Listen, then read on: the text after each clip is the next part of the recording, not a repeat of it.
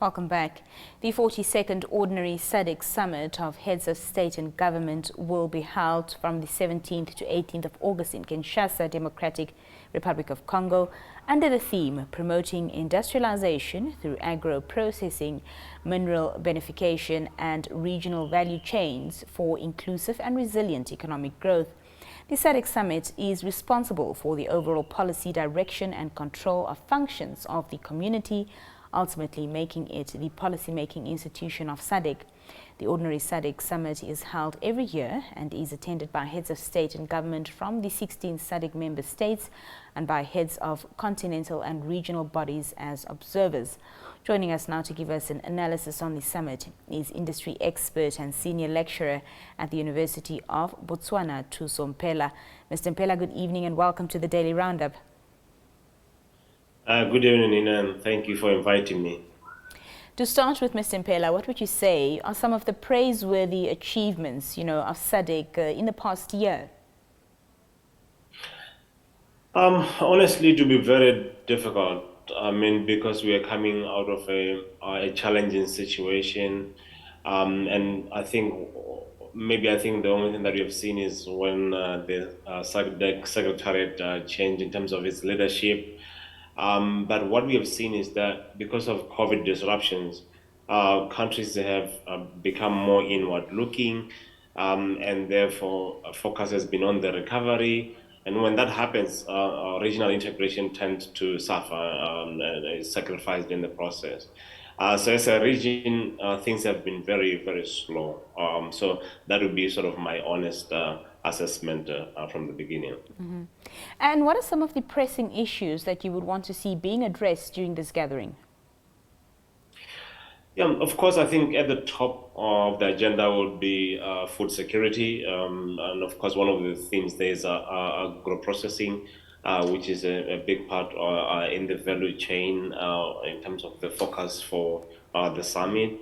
But I think I expect heads of states to be talking about economic recovery, of course, underpinned by industrialization and infrastructure development. And of course, issues like poverty.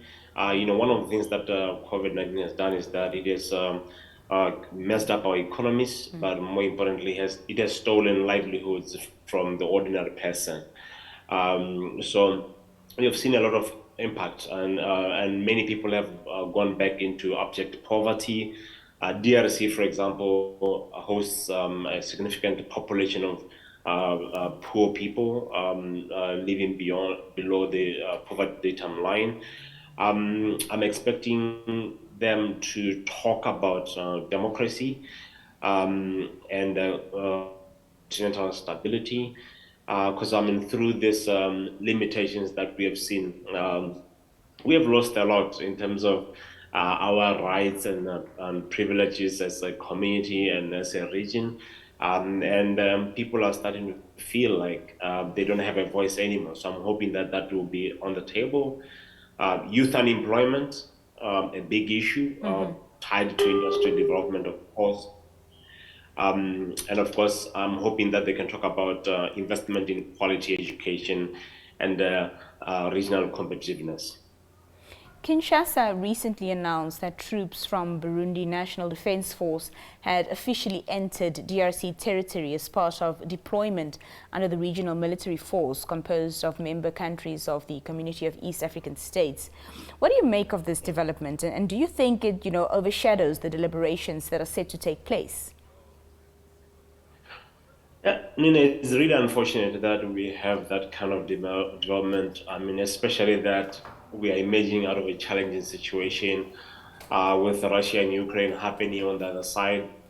What we'll be looking for is a more peaceful environment, because that is more conducive for development going forward. But obviously, these developments are worrying because the region itself and the continent at large, we need stability to facilitate what we are trying to achieve right now in terms of trade integration, but also in terms of development.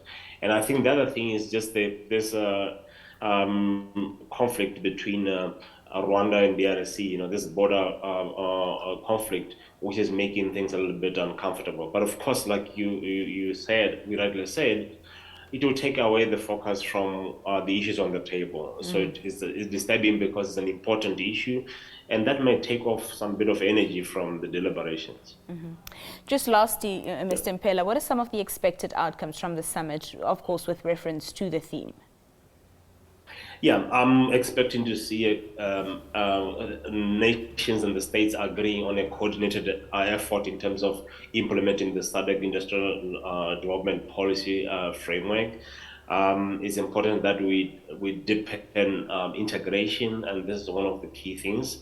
I'm expecting also that they're going to come out with a agreements and resolutions on facilitating cross-border movements. And of course, that would entail enhancing what we call transportation corridors that will facilitate the movement of goods across the region and hopefully into the continent. And of course, I'm expecting them to talk about regional development finance. So the summit has to agree on how we're going to finance this development or the envisaged development in the region.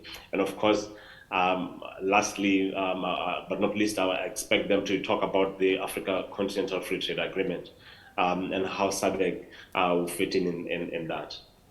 Thuso Mphela, thank you so much for your time this evening. Thank you for joining us here on the Daily Roundup. Thank you very much, and have a lovely evening.